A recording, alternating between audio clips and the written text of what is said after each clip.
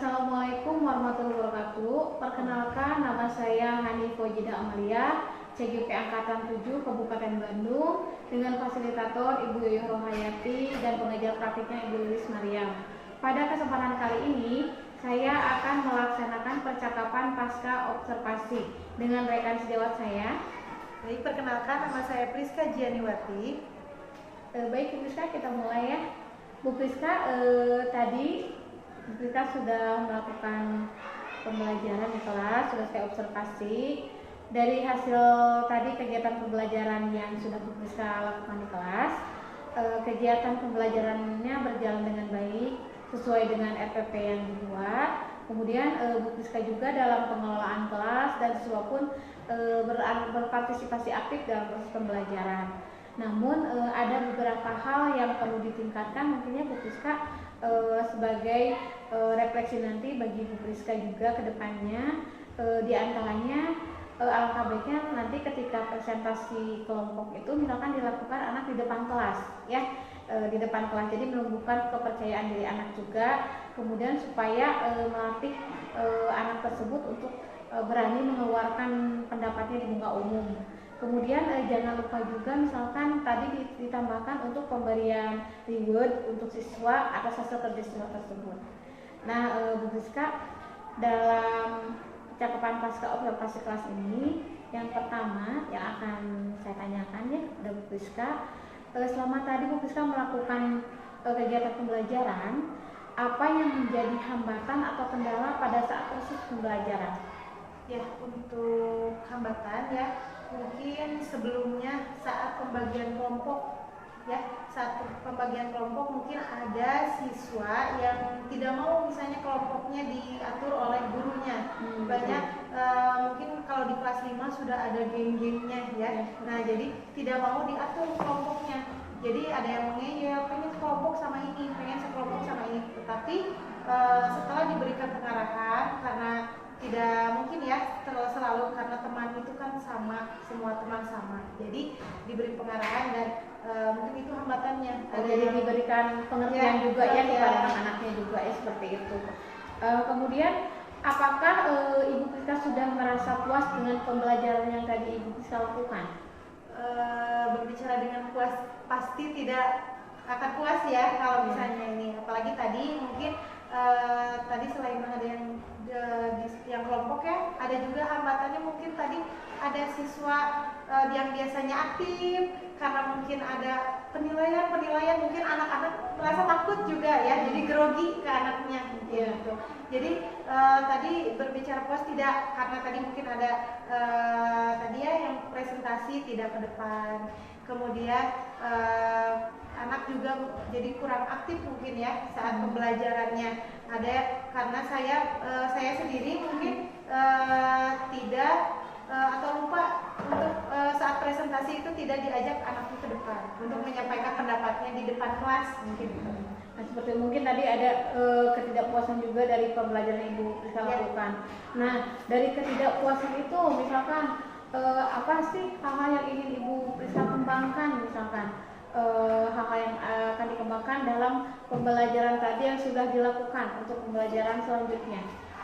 Mungkin di kegiatan pendahuluannya ada persepsinya mungkin ya, mungkin di awal mungkin ada game atau kuis mungkin ya yang bisa memberikan motivasi kepada anak. Jadi dengan kitanya memberikan motivasi, otomatis kan membuat anak lebih aktif di kelas, mungkin seperti itu. Jadi tidak merasa takut atau canggung gitu ya, jadi kita berikan persepsi di depan.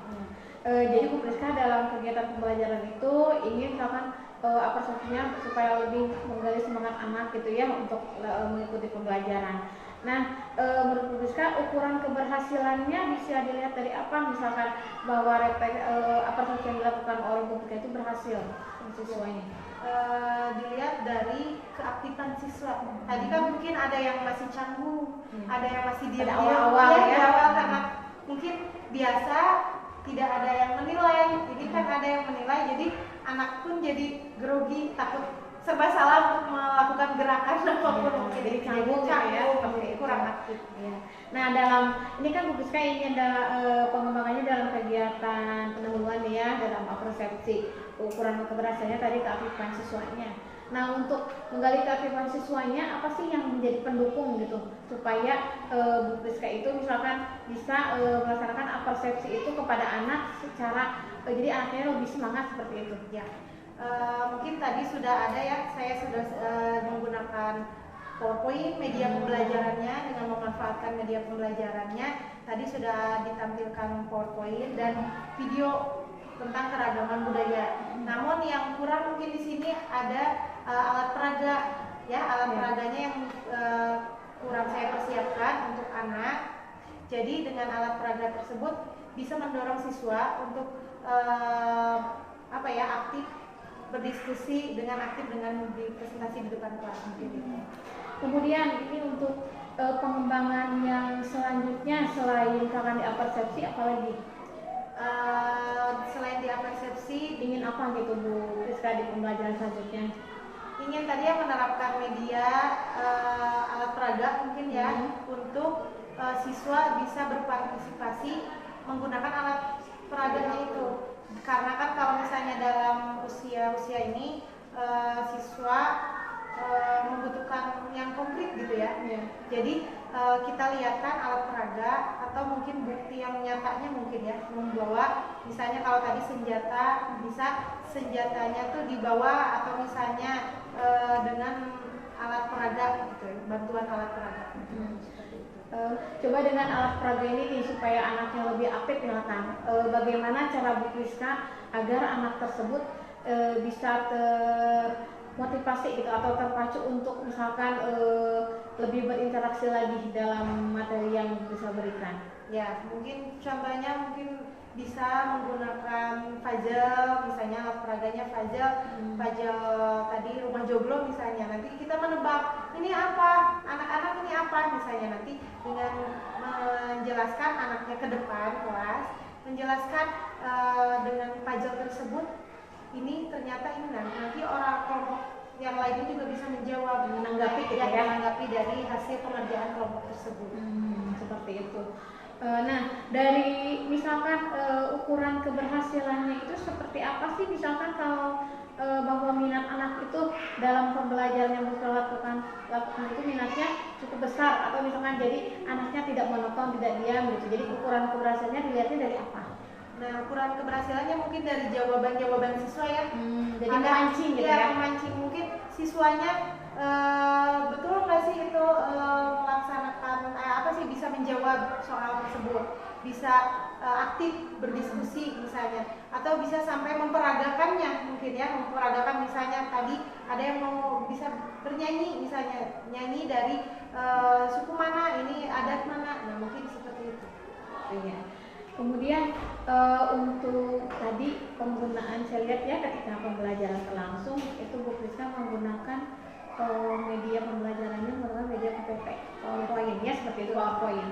Nah, dari PowerPoint ada tidak media yang lain selain PowerPoint misalkan untuk melaksanakan pembelajaran di kelas selanjutnya? Ya, selanjutnya mungkin tadi bisa dengan games ya, bisa dengan alat peraganya tadi yang bisa dengan atau dengan contoh konkretnya mungkin ya, di bawah senjatanya barangnya langsung, atau mungkin dengan peragaan siswanya alat peraga dan mungkin dengan contoh-contoh yang realnya gitu ya.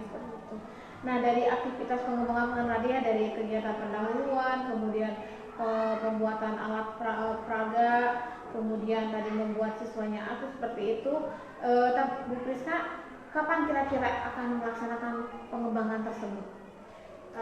Dengan bimbingan mungkin ya, mungkin bisa minggu depan untuk melaksanakan pengembangan ini gitu ya.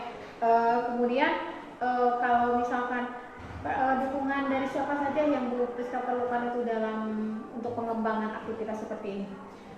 Teman sebaya, rekan guru mungkin yang lebih berpengalaman, karena bagaimanapun pengalaman itu lebih ya berharga ya. Jadi saya membutuhkan bimbingan dari rekan guru, temannya yang lebih berpengalaman dari saya untuk membantu, dan lebih mungkin yang lebih dari IT-nya, mungkin yang lebih bagus gitu ya. Ya itu bagus ya. Ya, jadi Bu Priska nanti akan melaksanakan semua ini dengan ada bimbingan juga, mungkin bimbingan dari teman sejawat seperti itu ya. Kemudian tadi pendukungnya udah ada ya, teman sejawat, kemudian yang di sekolah juga Bapak Ibu pimpinan kepala sekolah. Nah dari sini, dari Bu Priska seperti ini, ada tidak misalkan hal-hal positif apa yang ingin dikembangkan kepada peserta didiknya? Ya, hal positifnya mungkin ingin menambah motivasi siswa, keaktifan siswa, mungkin dengan caranya tadi dengan menambah alat peraga ya, lebih inovatif lagi, lebih kreatif lagi mungkin dalam pembelajaran. Ya seperti itu ya Bu Priska. Mungkin percakapan pasca observasi ini Ibu cukupkan sekian dulu. Mudah-mudahan kedepannya apa yang menjadi harapan dari Priska juga terus yang akan dikembangkan bisa terlaksana, terwujud, diimplementasikan di pembelajaran berikutnya. Ya, semoga dan nanti juga Bu Priska boleh nanti sharing lagi misalkan ada progresnya apa tentang kemajuan seperti apa gitu ya. Jadi boleh dicatat juga, boleh punya catatan sendiri untuk catatan jurnal refleksi seperti itu mungkin bisa ya. Semoga nanti kedepannya bisa lebih baik lagi ya Bu Priska ya. Amin. Terima kasih atas ilmunya. Ya sama-sama. Assalamualaikum warahmatullahi wabarakatuh. Waalaikumsalam warahmatullahi wabarakatuh. Demikian percakapan pasca observasi yang telah saya lakukan pada hari ini. Mudah-mudahan bisa memberikan manfaat untuk semuanya. Wassalamualaikum warahmatullahi wabarakatuh.